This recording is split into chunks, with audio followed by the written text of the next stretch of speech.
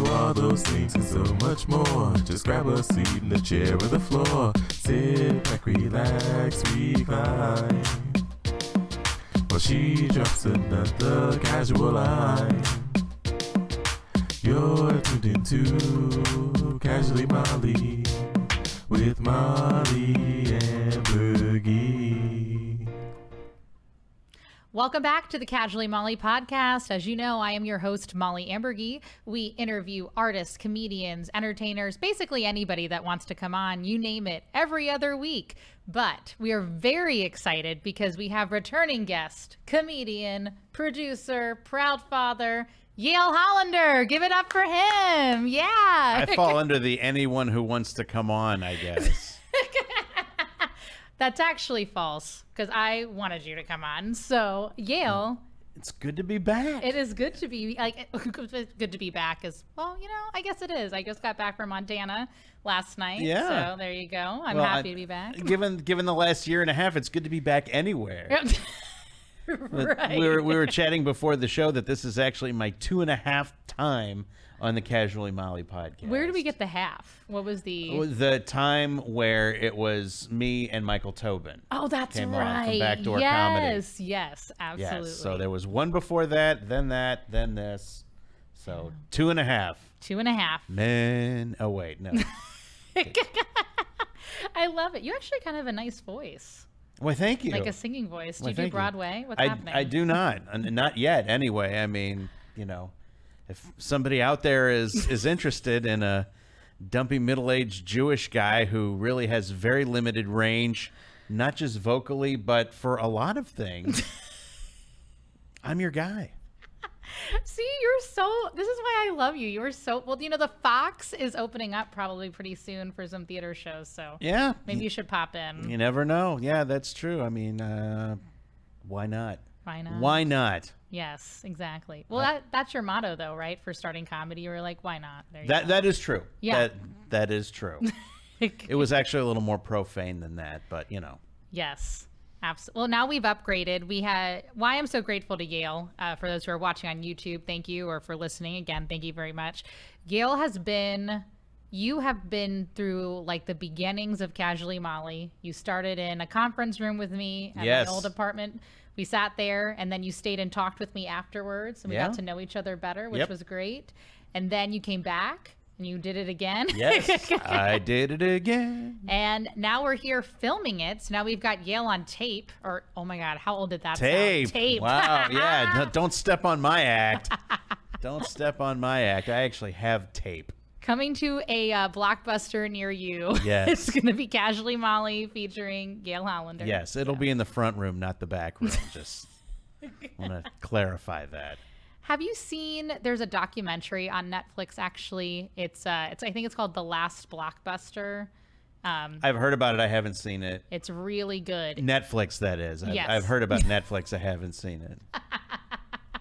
It is, this lady is like doing basically one of my dream jobs. She like runs the last Blockbuster in the whole country. So people like fly to it. They're still renting videos. And every 5 years she has to like write into corporate to keep having it going. So, Oh my gosh. Yeah. And this is a Netflix produced documentary, so I guess they're feeling guilty. Right. I mean, I'm dating myself, but that would be like Jeffrey Dahmer hosting a cooking show. Oh. You know? You know, had he not been, killed 25 years ago, that is. But. Oh my gosh. Well, speaking of time to kill, we are going to kill some time here and talk about the show coming up at the Gaslight Theater. Grace, whenever you want to drop it up on YouTube, we got the flyer. Oh, Yale. look at that. Look Here. at that flyer. Yes. Woo, Why don't you behold. tell us? Tell us a little bit about the show you're producing. Well, as you can see in the very large graphic in front of us right now, we are bringing back the Gaslight Theater comedy series. The Gaslight Theater is a great little theater in the northern part of the Central West End on Boyle Avenue, just a hop, skip, and a jump away from the original Gaslight Square, kind of the St. Louis's bohemian, shall we say, entertainment district of the late 1950s, early 1960s. Hosted several venues there, where there were a number of major acts, including comedy acts like Phyllis Diller got her start there. Lenny Bruce was there. Stiller and Mara were there. George Carlin was there. So all of these great entertainment acts, particularly comedians in the Gaslight Square, that went away in the late 60s. And but this theater was not originally part of that complex, but it is definitely inspired by that complex. It's a 97-seat theater. It's on 2 levels. It's got a really cool balcony area there. It's got a great stage, great lighting, great sound system. It's got the West End Grill and Pub is right next door, so you can go over there, get your drinks, and then cut through a little side entrance and come over. And I want to say, gosh, now I guess it's going on about 2 years ago. I met up with a mutual friend of the owner of the Gaslight Theater, and she said, "Hey, I know this guy, and he wants to bring comedy back to his theater. Let me, hook you guys up." And we started doing comedy there in January of 2020. I knew that was coming. So we had our first show, and it was fantastic. And then our second show was scheduled for March 13th, 2020. And we had that show, and actually Channel 2 was supposed to come out the morning of the show to help promote it and to talk to me. And then Channel 2 was like, yeah, we're really not sending people out right now. So we had the show, and it was fine. And actually it was interesting. We had a lineup set with 2 comedians from Columbia who were supposed to come in, and they said, we're really not hip on getting out right now. It's getting a little anxious around here. Sorry to do this, but we're going to have to drop. So it's like, okay, I'm never going to hold that over anybody's head, or on the side of caution. That's cool. I had actually talked to, the owner of the theater about, well, do you think that we should cancel? And he's like, no, I don't, think we're there yet. Right. It doesn't seem like it's too big of an issue at this point. Let's do it if you're comfortable. And I'm like, okay, we'll do this one. We'll bring, I'll bring all kinds of Clorox wipes and sanitary spray. And we had all that, and we cleaned the microphone and all that stuff. But in the meantime, Aaron Porter was supposed to host for Beth Stelling at Helium. I remember. And she canceled. Yeah. And, Aaron put up on Facebook, unfortunately the show's been canceled, and, sorry about that. I was really looking forward to it. And it's like, immediately I jump on, and it's like, come and do my show tonight at the Gaslight Theater. Right. I'll cut you in. Right. We just had some backouts. So it ended up being a great show. It was myself, Aaron Porter, Brendan Olson, and Rich Braun. Oh, and Rich, great people. Yeah, and Rich was rolling out his 40 minutes because he was getting ready to go down to do a weekend of shows in, I think it was Fort Lauderdale, somewhere in Florida or Orlando.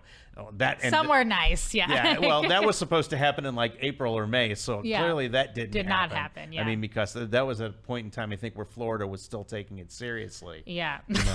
So.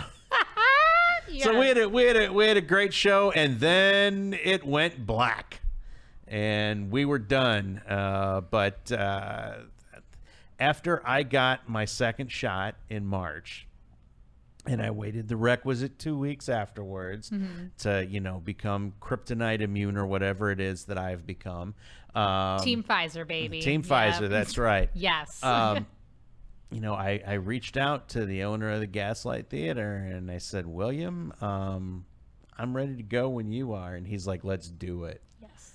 It's like, okay. And so we decided, still wanted to wait a little more time, let more people get vaccinated, because at that time, I think it hadn't yet opened up to people, I think it was like under 30 or whatever. So we decided to let a little more time pass. We figured the end of June was a good time to get it going again. So June 25th, we will be back at the Gaslight Theater. It will be me hosting as per usual.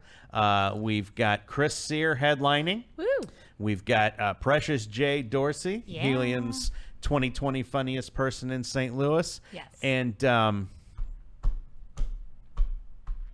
Somebody else. I Okay. know. Molly Ambergy. Yay! Molly Ambergy. So you're going to be on that show. So you will be part of the historic reboot and restart of the Gaslight Theater comedy series. Wow. Well, first of all, I'm so honored you asked me to do it. And I wanted to have you on anyway, because we'll get into in a second. You've got other shows coming up at the Gaslight. The Gaslight Theater, Yale gave a great intro and discussion about it. It really means a lot to me because I was a theater major in college at St. Louis University.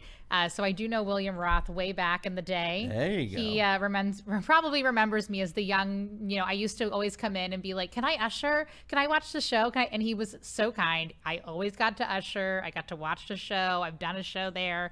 And then the Wee Gap next door, the West End Grill and Pub, was another really fun hangout of mine. I used to go there after all the shows. They make a great old fashioned there. It was a lot of fun. Duly noted. Neil is also pretty great over there too. It's a really cute theater, and you're right. The balcony up there is also. I've seen so many cool shows just in that small space that have made such a big impact. So I'm really excited to, I'm still, very much a fan of live theater, but I'm excited to be a part of the comedy, eruption that you're starting. The rebirth, yes. Yes. The resumption of the comedy storm Yes. of St. Louis. But we've had an exceptional run of good luck as far as setting up shows. I started publicizing the show on social media, as we do. As we do in this industry, yes. And two different comedians in New York reached out to me about doing shows there. The first one was Mike Kaplan, who you can hear all the time, like on Sirius XM, and you can see him. He's been on Comedy Central. He's done all the late night shows. Great guy. He's getting ready to tour the Midwest a bit this summer, and he's got a gig in late July in Kansas City. And he's decided to kind of take his time getting out there. So he's coming to St. Louis the weekend before, or he's at least coming through St. Louis the weekend before. And he knew that I lived here, and he saw the thing about the Gaslight Theater, and he's like, I would love to do a show in St. Louis. And I thought, wow, Mike Kaplan, is he going to be too big to do my shows? So what do? I send him to Chris Denman. Because Chris he had done he just produced a show at the Fox. I know that he's got historically has had We're in access. his studio right now. Yeah, in his studio, but I mean he's got those he's got the full array of the Kransberg theaters and all that, some bigger rooms and things like that. And Chris is like, I don't have access to those right now. We're not there yet. Chris is like, well, hold on. Yeah. So I went back to Mike, and I'm like, well, Mike, I said, I've got this 97-seat theater. We can do our best with it and, hopefully sell it out. And, you want to do it? And he's like, yeah, I want to do it. So Mike Kaplan is coming in on July the 16th. And we've got Emily Hickner is going to be featuring for him, and I'll be hosting that show. And I thought, wow, that is so cool that we've got, a big timer coming in to do Gaslight Theater comedy series. Yes. Like 3 days later, I get a direct message on Instagram from Ophira Eisenberg. First of all, I don't know what to be more impressed by.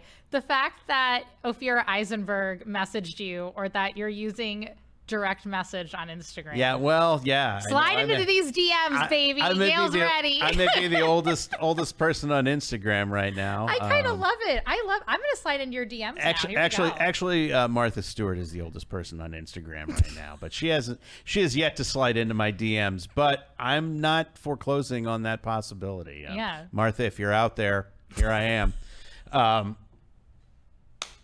My wife knows. My wife knows. It's all right. She's on the list. It's okay.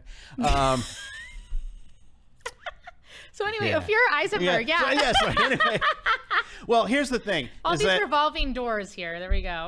Is that, well, here's my quote unquote history with Ophira Eisenberg. Okay. We have a mutual friend, a comedian also named Kaplan, Rebecca Kaplan. Okay. She's been doing, actually, she's continuing to do every Tuesday night Zoom comedy shows. And so I was getting ready to go on that show, and so I was watching some of her other shows, and I did a live and was in the Zoom audience for the one the week before mine, and Ophira Eisenberg was on. And so she was talking during her set about how much fun Zoom shows are. So I then messaged her. See, I'm the one who slid into her DMs technically first. Okay. I like it. She slid back, though. She slid back. I want to make Everybody that is clear. sliding. At least you weren't left on red. That's or right. Read, red. Yeah. I don't know what that means, but okay. Oh, red. READ. Okay. Yeah. I'm thinking red. Is that like a code? Is that like, yeah, old guy alert. Old guy alert. I think I just did. So anyway, I slide into Ophira Eisenberg's DMs, and I'm like, oh, if you love Zoom shows so much, I do, I have this monthly showcase, and, I would be more than honored to have you on. And she's like, yeah, absolutely. Just let me know when it is. And I told her when, the next one was going to be. And she's like, yeah, I'm in. Just tell me, what to hit and where to, when to tune in. And I'm there. And I'm like, really? It's that easy? So the first thing I do when I build that show is I book Chris Sear. Of course. Because Chris Sear was on Ask Me Another and did not get out of the preliminary round. So I thought, oh, this will be fun and awkward at the same time.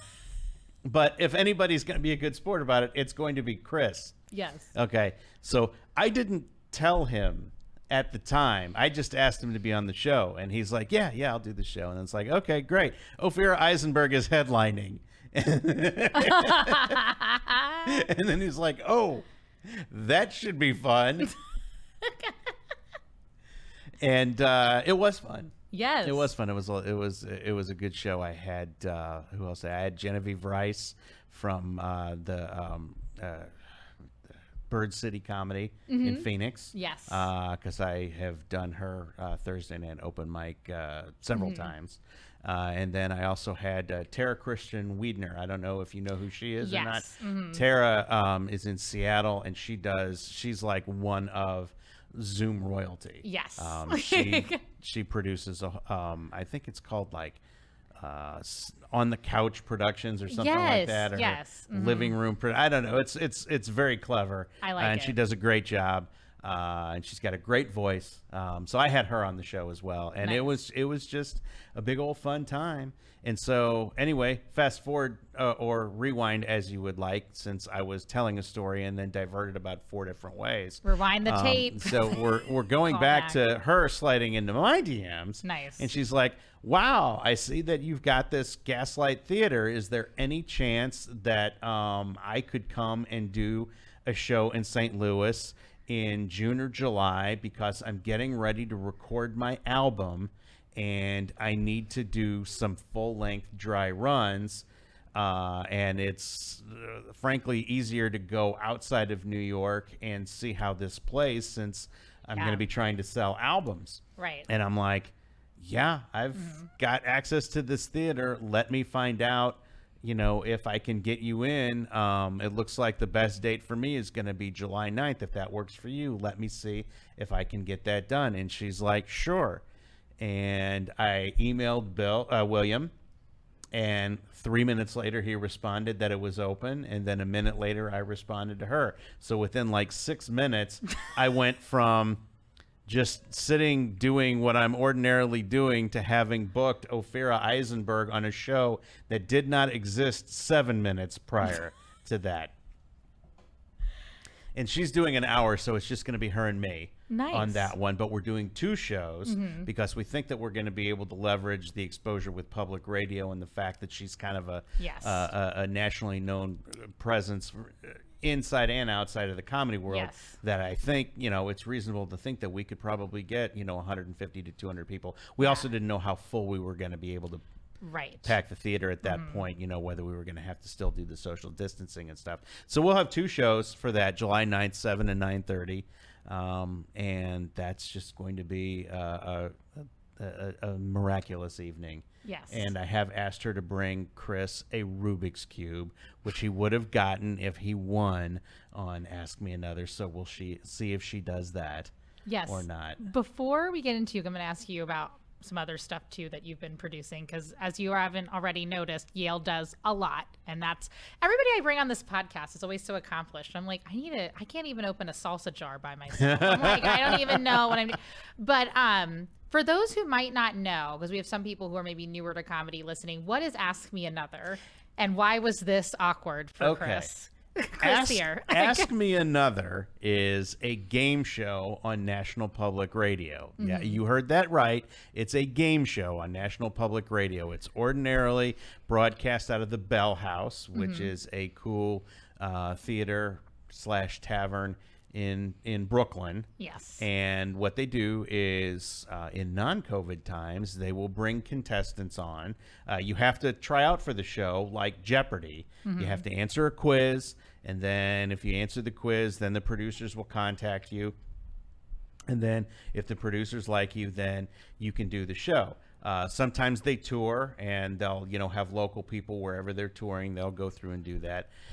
Or people in New York. Well, Chris signed up for it, and they invited him to the show in New York. And so Chris, being Chris, just decided he was going to go to New York and do the show. And so he did the show, and he did not make it out of the first round. And a lot of the questions are based on it's like this really interesting combination of like up to the nanosecond pop culture, and then stuff you should have learned in school. Right. And stuff, that you should have learned, cultural references going back to when most of us were growing up and things like that. So it's a neat show, and they usually have one celebrity guest, and they'll do a little interview segment and then a themed game and things like that. But it's an hour. It's on Saturday mornings on NPR. And it's just great. And she's the host of it. Yeah. It's so impressive, and it's amazing what I've always admired about you. And then I think when we were on lockdown, what I was impressed about you is you took it to a new level. And for those of you who don't know Yale, or you haven't heard him previously on the podcast, why haven't you? First of all, you should have been casually subscribing, and you can also follow at Yale Hollander. Slide into those DMs, baby. He's ready to go. But you have a great way of going to a venue like the Gaslight. I mean, you even had a show on the Trolley. I know the Trolley shut down, but you were even on the St. Louis Trolley. Two shows on the Trolley. Two shows on the Trolley. And you go to these unique places, which, being in theater, I respect that, because I've done, shows in coffee shops. I got to do yours, I did it at Foam. It's, you have all these unique ideas. And then when the pandemic came, it's kind of like, well, what are we going to do creatively? And then you went on Zoom and you're like, we're going to do a coffee break virtual showcase. How did that come about for you? Well, the virtual showcases, far be it from me from having any role in founding that. It just kind of manifested itself fairly early on in the pandemic. And the way I got involved with it and the way I found out about it is I have a comedian friend of mine in New York, Frederick Goldstein, who goes by Freddie G. Freddie G. Yes, Freddie G. He is big on Instagram and TikTok now, doing live sets. He'll just get on there for an hour and do, Instagram live and just run material, and then he'll read people's comments off and interact with people, and it's crazy. And he mentioned one night that he was doing a Zoom-based showcase out of New York with a bunch of other New York comedians that was run by this guy named Ryan DeCalos. And Ryan is a comic and promoter. He's like the full Filipino version of me in New York. Okay. So I tuned into this show, and it's like an ensemble cast. It's like the same people, at the time it was going twice a week. It was going on Sundays and Wednesdays at that time. So it was like Freddie and Ryan and Natalie Cuomo and Dustin Chafin, who's been on, he tours, and he's been on a bunch of shows. He was on Crashing.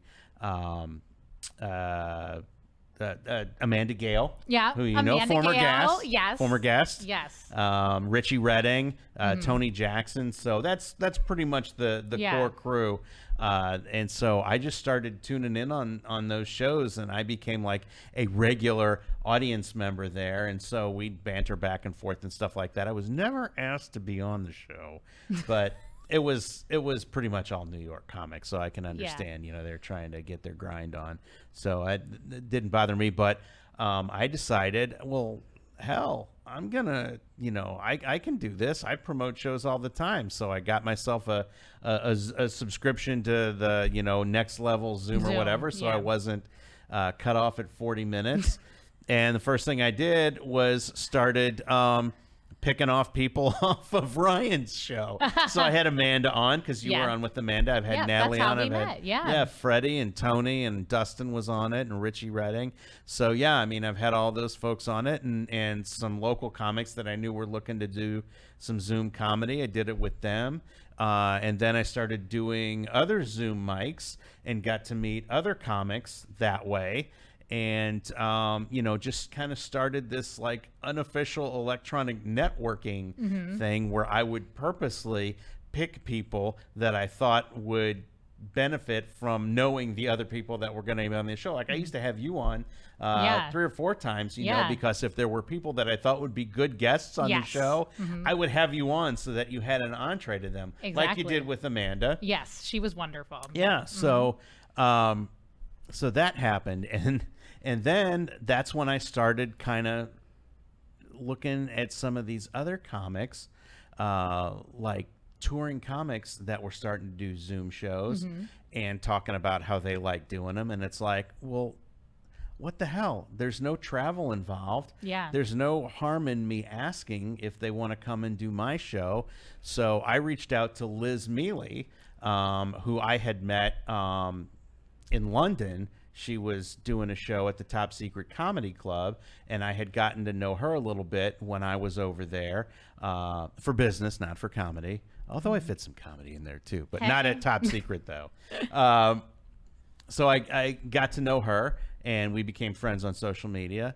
And I just reached out to her, and I'm like, because she has a show called Zoom Diner, where she gets another comedian, and they run material and basically use it as a half open mic, half workshop, but it's usually 2 or 3 comics.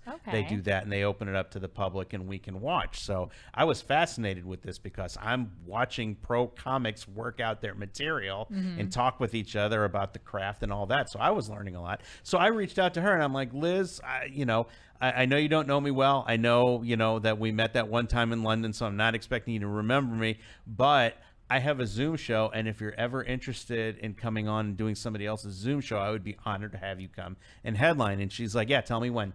Yeah. Right. and it was as easy as that. So then it's like I'm opening up Facebook at like 5 o'clock in the morning one day because, well, I get up at 5 o'clock in the morning because I'm a 53-year-old man. And you know the punchline to that. Anyway, so I'm... Slide into those DMs. There right. you go. Yeah, no, right. So I'm on there, and I see a post from Jenny Zagrino, and she's like, I did a Zoom show, and it was really fun, and I want to do more of them. So considerably later in the day, I reached out to her and said, hey, Jenny, here's what I do. I've got this Zoom show. Here's some links to some of the other ones. If you're ever interested in doing the show, I would love to have you on and headline. And she's like, yeah, let's do it. Yeah. And so then... after that, I had Ophira Eisenberg on, and then I was supposed to have Jessica Michelle Singleton on. By the way, I don't know when this is going to air, but if it airs before June 16th, she will be at Helium Comedy Club on June the 16th. I was about to say, I was like, I feel like she's on the Helium. Yeah, it'll be she's going to be recording. She's going to be recording her album on June 16th. Oh, very cool! I'll definitely have to check that out. Yeah, so that will be cool. So she was going to do my show, but then she had a work commitment come in at the last minute. And she's like, oh, my God, don't kill me. But I'm going to have to take a rain check because I just found out my day job, I'm actually not even going to get out of there until like 9:30 your time. So I'm going to completely miss the show. I'm like, okay, yeah, no problem. And, the beauty of having this network on Zoom is I just pulled 2 more comedians in. I'm like, I've got openings. You want to come on? Yeah, we want to come on. So the show went on, and it was a great show. And then one of the other big fish I was trying to land, but we just couldn't get our schedules together and make it work, was Judah Friedlander. Oh, wow. He has been a beast on the Zoom shows. He's been doing 90-minute sets. Oh, wow. Yeah, Ooh. he's been doing 90-minute sets with like half of it being crowd work. Crowd work on Zoom. How does that even work? That's crazy. It works. I mean, he just sees a box and a name and starts talking to that person, and that's how we got to know each other. Yeah. Because I was in one of those boxes on a couple of shows. Nice. And he did one of Ryan DeCalis' shows as well. So he and I got acquainted through Zoom, but just couldn't quite make it work on that. And then once I got back into doing the in-person stuff again, my Zoom presence has fallen off.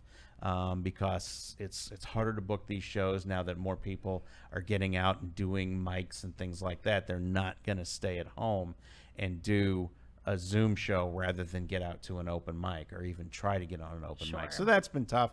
Plus, I didn't want to box myself in where I would have to cancel a show if I wound up, getting stage time somewhere, things like that. So, maybe a Sunday show, I might start that, because I for the people who are still interested in doing Zoom comedy, I would love to have that option available. Yeah. Well, it's like you brought in, like, the networking thing is amazing, because like you said, I met people. Anna Valenzuela, I jumped on a show and I had her on and we met through there too. Yeah. And I was like, you've always been very good to me in that regard. And I feel like anybody else in the comedy scene, like for those of you who aren't based in St. Louis, there's no one I ever meet that is like, I don't like Yale. Like, everybody's like, I love Yale. If you want to drop it in the comments, if you don't like Yale, you can just do @Yale Hollander. Just slide in his DMs. You just put the jinx on me. You just put the jinx on me. You'll edit that out. Yeah, we're not. You'll edit that out, Grace. But I really always enjoyed working with you. Like I said, I started out with you at Coffee Break at Foam. Yeah. And now I'm seeing you doing like flapper shows and stuff. Weren't you on a writer's room with Conan's Writers? Yeah. That's the other thing. Thank you for bringing that up. Oh, you're welcome. Yeah, and that one, all credit to me getting involved with flappers goes to our mutual friend Teal Pierce. Yes. Teal got involved with the flappers thing very early on. I want to say like maybe April or May of last year. Okay. He was already doing these flappers shows, and so I messaged him one time and I'm like, what's the deal? Can you get me in on that? And he's like, oh, well, all you have to do is you audition, that you can sign up for these things, and if they're interested, they'll send you offers, to book you for these Zoom shows. And then, depending on how many tickets they sell to the Zoom shows, you get a piece of that. And it's like, oh, okay, that's cool. So I auditioned, and then like, I don't know, 2 days later, I got an email from Flappers, and they're like, yeah, we'd like to book you on this show. And it starts like that. And then, if that works, then, they just keep booking you. And they actually asked me to produce a couple of shows for them. So I did that. I had a couple of them, called it 61 Minutes, because the first one was on a Sunday night. And so that worked out okay. I mean, they didn't ask me to produce too many more after that. But they kept asking me to come back on all these showcases. And then I guess it was last month, they sent me an invitation to do their Monday night show, which is with the writers of Conan. It's like Lori Kilmartin is one of them, and then a couple of others. Name is escaping me now, but there were a couple of writers from Conan who did that show, and then me and a couple of other comics. And it's like, ooh, that was fun. Yeah. Getting to do comedy in front of people who actually write for a late night show. Yeah. Of course, it's a late night show that has since been canceled, but that's beside the point.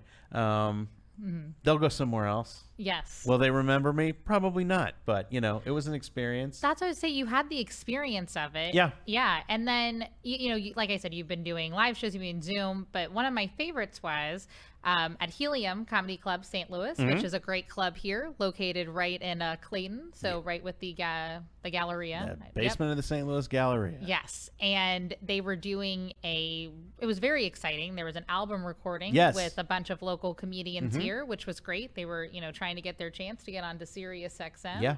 And Yale was hosting the show. Yes, so I got that? I got to.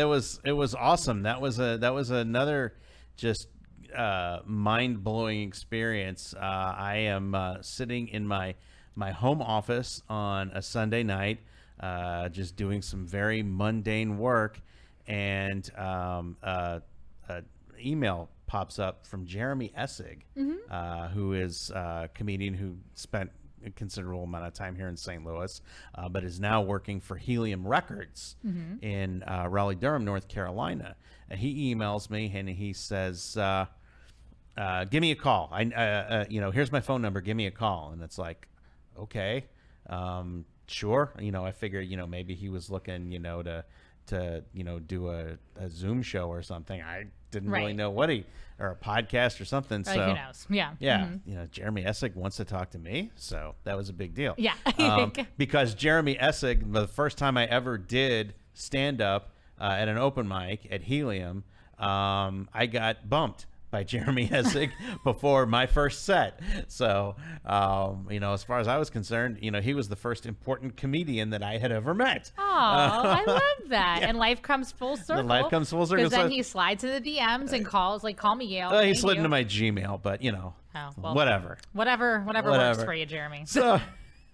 So he's like, yeah, we're going to be doing a Best of St. Louis show, but it's going to be a little bit different because we're going to be recording everyone's sets and putting an album together that we are then going to send to Sirius XM to see if they'll play some of the material on there. And, there's a potential for, a lot of the comics that are going to be on there, if that material gets on, they can make a nice piece of money because it's a pretty decent royalty every time that goes, and we don't take a cut of it. It's like, oh, that's cool. And he's like, and we want you to host the show. And it's like, yeah, absolutely. You're like, sure. Yeah, of course. Absolutely. So I got to do that. It was also on a Sunday night. And it was an interesting evening. It was part MC and part cat herder in a way. Okay. Because not only was I hosting the show, which means you have to be, kind of in the green room to be ready for the next comic to come on, but I was also running the clock. Yes. And the light. So I had to keep going back and forth between the green room and the floor and the green room and the floor, and trying to get a feel for when people were going to wrap up, so that I could get back through to the green room. So that was interesting. Plus, the crowd was a little chit-chatty, so I had to keep reminding them to shut the hell up in a polite way so that I don't lose the audience, because Jeremy warned me, on shows like this, it's very important that you don't lose the audience, because we need people engaged so that we can use the organic laughter. Sure. Because that'll play better on the radio. And it's like, so it was stressful, but it was fun. It was enjoyable. It was another opportunity to basically get in front of the folks at Helium and do some emceeing, and that served me well. About a month later, when I got a last-minute call to host on a weekend. Yeah. So for Shane Torres. Oh, that you just led into my next question. I saw you posted something, how you had to run back on stage for Shane Torres. Tell us, what happened? My very first show, emceeing for a headliner at a major comedy club, and there's a backstory to even how that happened, but okay, I get out there, I do my 10 minutes out there, everything was fine, everything was great, I bring the feature up, feature is cool, I'm sitting back in the green room, Shane's sitting there, and he's like, I'm just gonna crash here for a while, I'm just going to have my earbuds in. I'm not being antisocial or anything like that. I just need to kind of lay down. It's like, that's cool. So I just kind of kept to myself and, was listening to the feature set. And his name's Alex Brugard, by the way. Great guy. Anyway, that'll come into play in a minute. So he does his set. Everything's great. I go back out. I bring Shane on. Big applause, everything. Shane, high five. I go back into the green room. I'm sitting there, and I'm BSing with Alex, and we're talking shop, and we're talking comedy because we've got a lot of friends in common and stuff like that. And then we hear from the stage, Yale, get out here now! And so I'm like, oh, crap. We lost the audience or something happened. Shane's storming off. He comes barreling in, almost knocks me over as I'm going out the other way. Oh, my God. And I just assumed the show was over. Right. And so I'm like, ladies and gentlemen, Shane Torres. And then I look down and I see his notebook is still there and his phone is still there. It's like, oh, he's not leaving. I guess I better start doing some more material. Oh my So God. fortunately, having more than 10 minutes of material, I was able to just jump into something else. And then I'm still out there, so I jump into something else. And halfway through that one, Shane comes bounding back on with a big grin, slaps me on the back, sends me on my merry way back to the green room, and everything just continues. And I look at Alex, and he looks at me, and he's like, I have never in my life seen someone throw up as powerfully and quickly as Shane Torres just did. He had food poisoning. Oh, no. My very first time hosting for a headliner at a big-time comedy club, and that's what happens. The second show was fine. He had food poisoning, but he powered through the second show, or I should say he gutted through the second show. But here's the crazy thing. The crazy thing is that, first of all, Shane Torres was a last-minute booking because that weekend was supposed to be Damon Wayans. Oh. And Damon Wayans had to reschedule like 10 days out. Oh, wow. Okay. He had to reschedule. And so I saw that Helium had put Shane Torres up, and it's like, oh, I like Shane Torres. I think I could host for him. I'm going to reach out to Michael, the general manager of Helium, and see what I can do to get that. I'm going to take a little drink here. We need a drink after that story. So, yeah. So I reach out to Michael, and I'm like, I would love to host for Shane Torres. And he's like, oh, Shane's bringing all of his people. It's like, okay, that's cool, whatever. We get to the Thursday night of the first show. 20 minutes before the show, I get a text from Michael. Oh. He didn't bring a host. Can you be here in 20 minutes? Oh, wow. Yeah. And it's like, I can't. I've got a radio gig going on right now. I can't get out of it. Mm-hmm. He's like, no problem.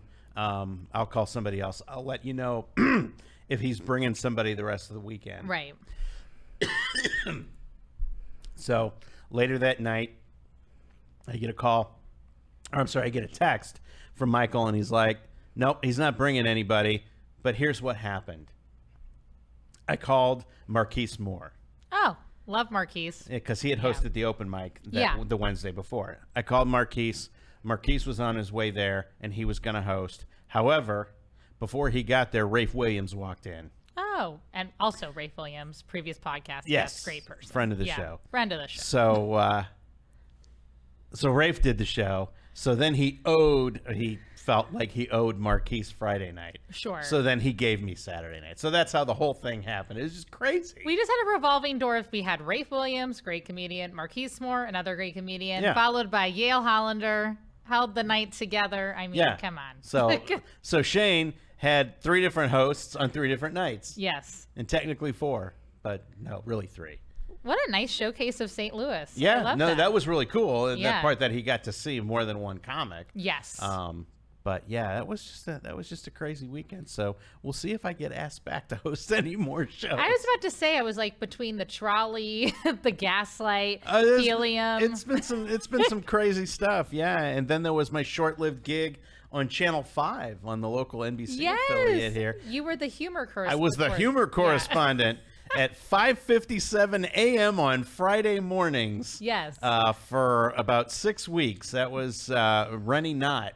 who's one of the anchors on Channel 5 Yes. in the morning broadcast today in St. Louis. That's what I was grasping for there.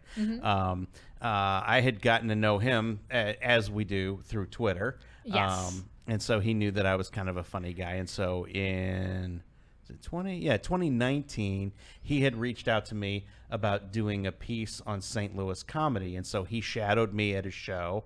And then he wanted to interview some other St. Louis comedians about the scene. And so I had suggested Tina D-Ball. Of course. Yeah. And so we Yes. set it up where he came out. Actually, he came out to the Kingside Diner because we were getting ready to do a show out I there. remember this now. Yes. Because I remember she was being, yes. Okay. This is all coming back to me now.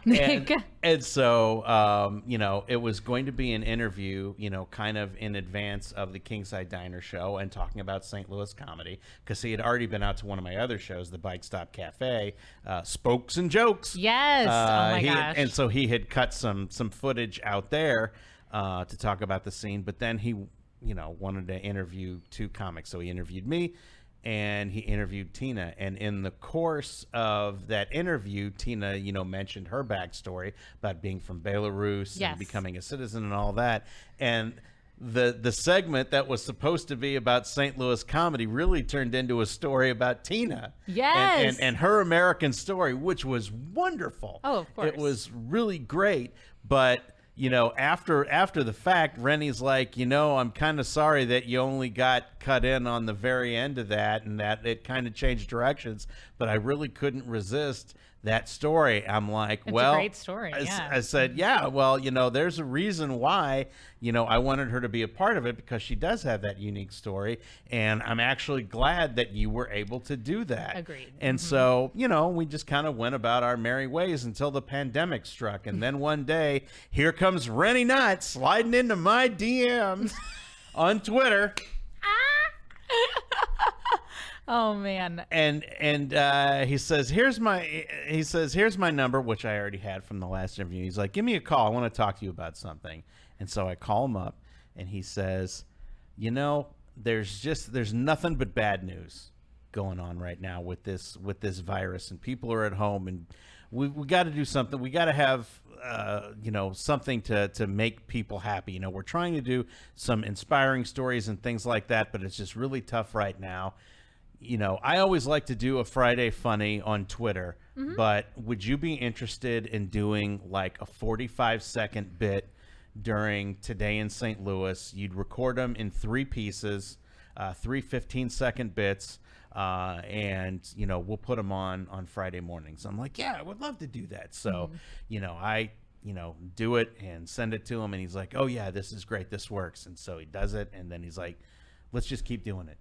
Let's do it every week. I'm like, great, cool. So we get 6 weeks into doing that, and then the George Floyd thing happens. And then the news just becomes nobody is even looking for an excuse to laugh anymore. Nobody, funny isn't selling and stuff like that. So he's like, yeah, we just can't take it in that direction right now. We just really need to focus on hard news and like reading the room and issues. Yeah. Plus the election was starting to really gear up. And so he's like, yeah, it's, it's kind of run its course, but it was fun while it lasted. Yeah. And then he actually came back to me about a month ago, I guess, because he was interested in Meredith Hopping's story. I saw that, yes. And so he ended up doing a story on her. So, again, I love doing these things, but I also love the fact that I'm putting people who need to be given a bigger pedestal and more light. If I can help shine some light on them, I mean, I love doing that. Yeah. No, that's exactly why I mean, obviously, like, I'm just happy to have you here because in a way you're talking about that, but almost me having you on this podcast is like me extending the favor back to you for everything you've done to me. He really bullied me, you guys. Okay. He was terrible. He hazed me. No, I'm just kidding. But it's all part of the comedy initiation. But no, actually, Yale, you were wonderful. You were actually one of the, like I said, you were one of the first people that gave me a gig, and then you've always been kind to me since. Now we're on St. Louis Independent Comedy That's together. right. We are. Yes, because Chris Teammates. Sear. Yeah, teammates. Chris Sear was like, Molly, go handle this. You've got Yale and Sam Lyons to help you. Yep. And I was like, all right, Chris, I'll do what I can. But, yeah, he's just the best. I don't know what else to say other than, there was one last thing I was going to ask you before we talk about casual advice. We talked a lot about your performance, Zoom, sliding in your DMs. Apparently, we can contact you on Instagram, Facebook, Gmail, Twitter, yeah. you name it. But you were also, didn't you do some kind of editorial work or writing correspondence with St. Louis Magazine at all? I did a piece, yeah. Well, first of all, and this goes out to Thomas Crone, who he's still around. He's a freelance writer. He's actually getting into the bar and restaurant business, but he did a bunch of comedy pieces for Riverfront Times and also some stuff for St. Louis Magazine, more for their website than anything, with the 7 questions that he would ask like 3 different St. Louis comics every week, 7 questions about how they go about their processes of comedy. But so he was doing that. And so I reached out to him, talking about some of the more unusual things that I have going on, just some of the shows and stuff like that, and trying to get, really hype things up for the Kingside Diner show, because I was bringing comedy to Clayton proper. I mean, technically the Galleria is in Richmond Heights, and it isn't, a local independent comedy show. Sure. It's a club. So this was bringing independent comedy to Clayton, and would it work? And trying to bring that into the mainstream. And so I asked if he had any connections at St. Louis Magazine, and he said, yeah, we've got Amanda Wojtas, is a friend of mine. She's the deputy editor of it. You should reach out to her, and she'll either, go through it and hook you up with somebody, or she'll talk to you, or, whatever, but that's going to be your best bet. So I reached out to her, and she's like, oh yeah, that's really interesting. We'll do a piece about the Kingside Diner, because at that time it was like 3 months away. Mm-hmm. So there was still plenty of time to do all the promotion for it. So she did a really nice piece. It was like a half-page piece on that with a nice picture, and that was really cool. But during our interview on it, I had made kind of an offhand joke about how I will not rest until I get a show on the Loop Trolley. And then 2 months later, I nailed a deal to do a show on the Loop Trolley. Whoop, whoop. And so the first person I told was Chris Denman, because I told him I was going to give him the exclusive on it. And it all circles back to Chris Denman. It all circles back to Chris Denman. So Chris got to break that news first. But then I immediately reached out to Amanda Wojtas, and I'm like, Amanda, you're not going to believe this, but I got it. I got the show on the Loop Trolley. And she was just flummoxed. She couldn't believe it. And so that set off another bit of media thing. And that led to her doing a profile of me that was in St. Louis Magazine in February of 2020, right before all hell broke loose. Right. Here's this thing, breaking me out and, making me, this public entity, and then nothing to do with it. Absolutely nothing to do with it.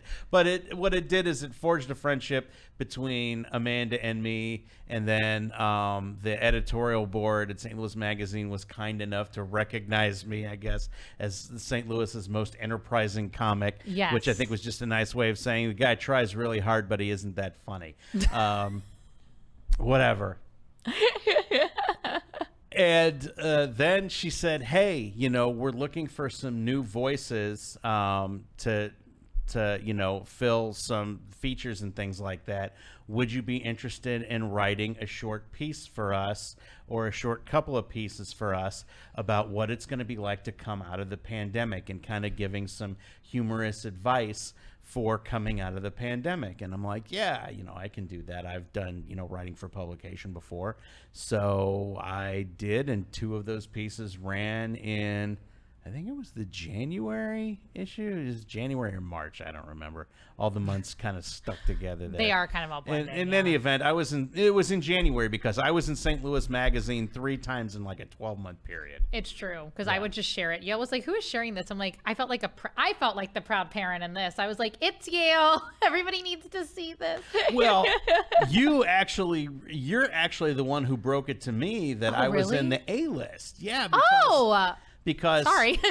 Yeah, you slid into my DMs. Oh my Yale, I remember this. And you're now. like, "Congratulations on the A list," and I'm like, "What?" Yes, I'm like, "What? Did you see this?" And then I went out to I got online, and there it is. And then I went out to the mailbox, and there it is in the mailbox. It's like, oh, okay, I wasn't expecting that. Yes. And yeah, so that was crazy. So yeah, you got to be the newsbreaker there. Well, you're welcome. I was just doing it to be, me. I'm like, "Oh my God, Yale, this is so exciting." And you were like, "What?" I said, "Oh yeah, I remember this now." I was like, "Check like everything online, wherever you can find it. You're in the A list for the St. Louis Magazine." Yeah, that was nuts. that was an enormous shock. So Amanda and I have, developed a nice professional, semi-professional friendship. Yeah. And so I was a contributing writer for one issue of St. Louis Magazine,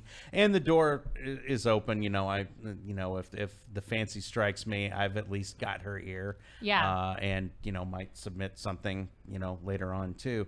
But then she reached out to me and to Chris Sear about getting some more new voices to talk about some things, again, for another post-pandemic piece. Yeah. And I was able to hook her up with Precious J. Dorsey. Yes. Who will be on the show with us. Yes, love Precious. June 25th. All these people, Amanda Waitis, Precious J, they've all been on Casually Molly. Yeah. So just look up their episodes. They're great. Yeah. Yeah. So she was in last month's St. Louis Magazine. She had a couple of quotes in there. So whatever we can do to evangelize St. Louis comedy, between you running point on the website and trying, me throwing some pictures on the gram every now and then for the site. Yeah. Well, the thing is too, especially now that things are opening back up, when you're updating the site, I'm like, oh my gosh, sometimes like mics change to a different date or things happen. I'm like, boom, boom, boom. We got to get a schedule. But yeah, Amanda did that. She had me do like a couple of quotes for a pandemic piece. Yes. Yeah.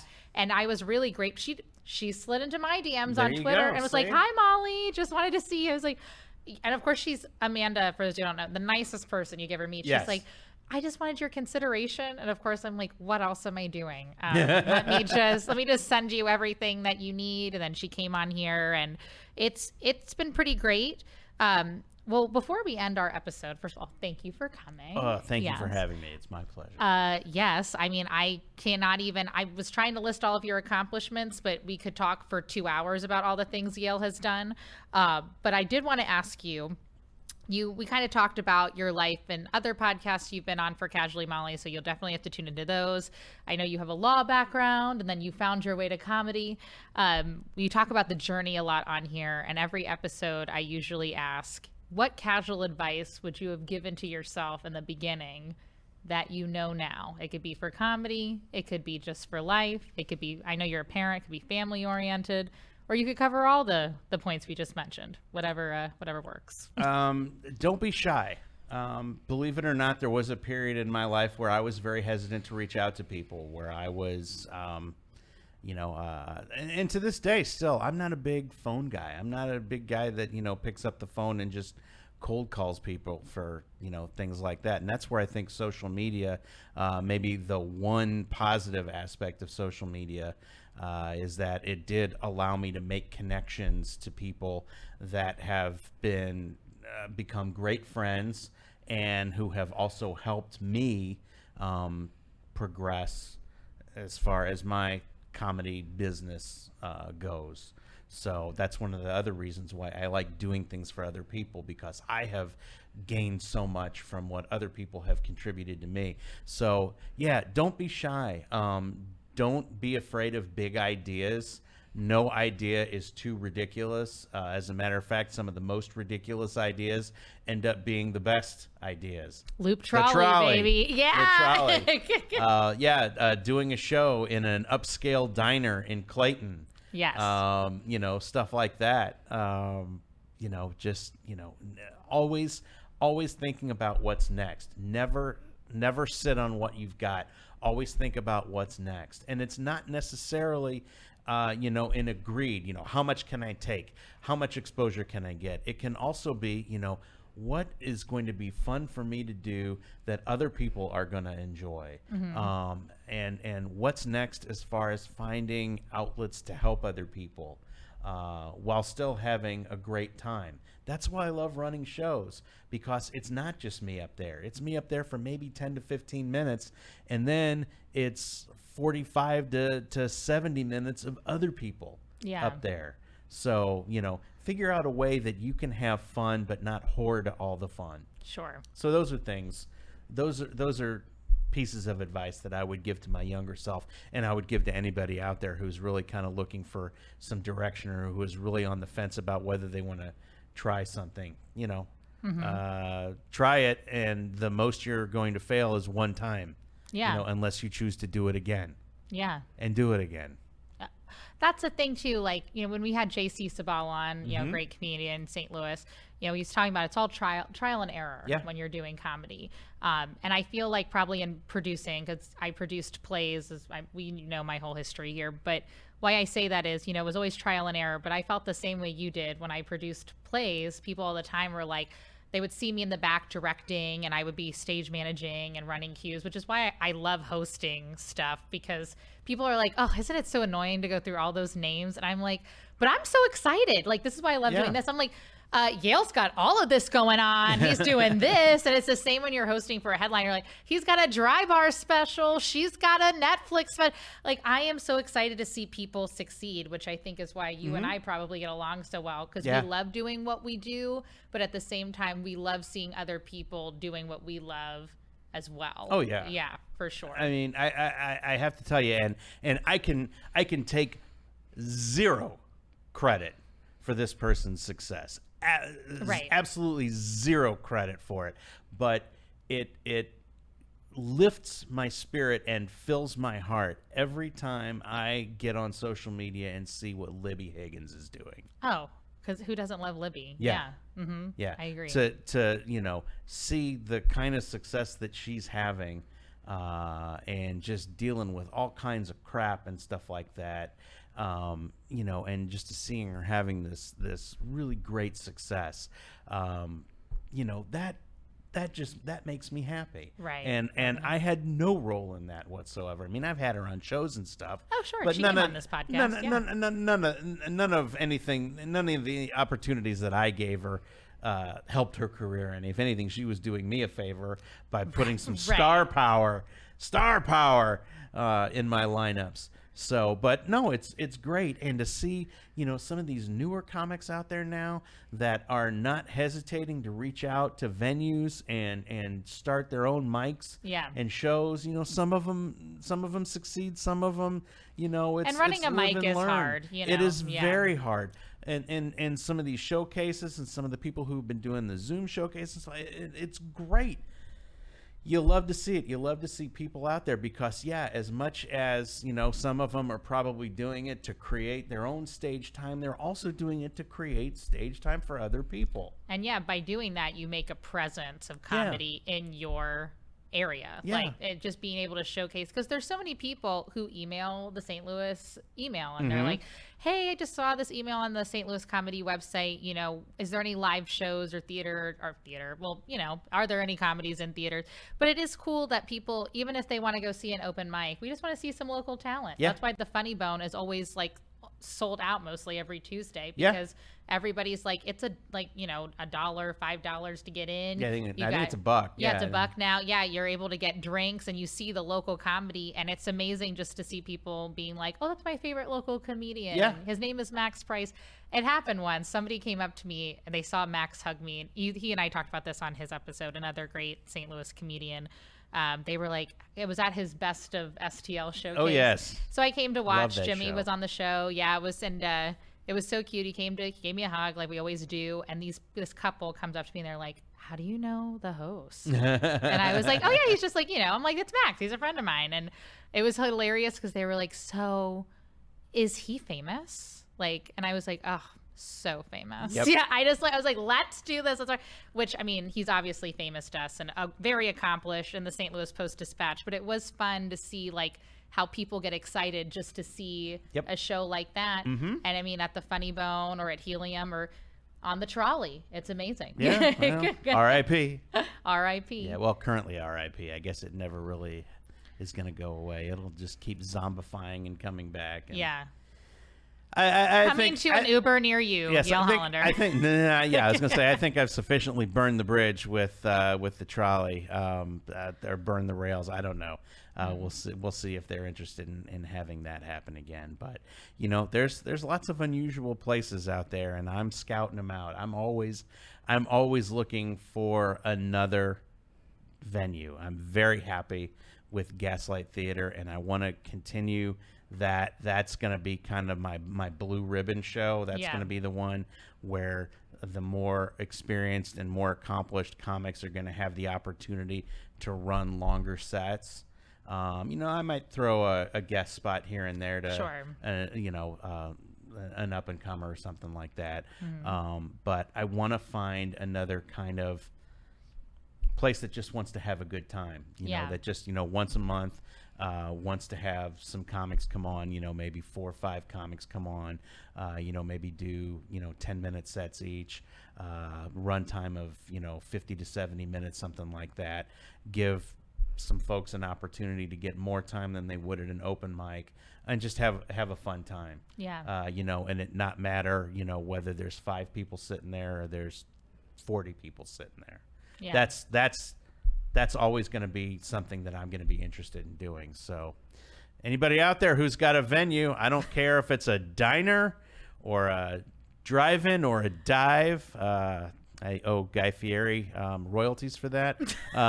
Or a laundromat, or, a reasonably lit storage warehouse, maybe an abandoned Petco. I don't know.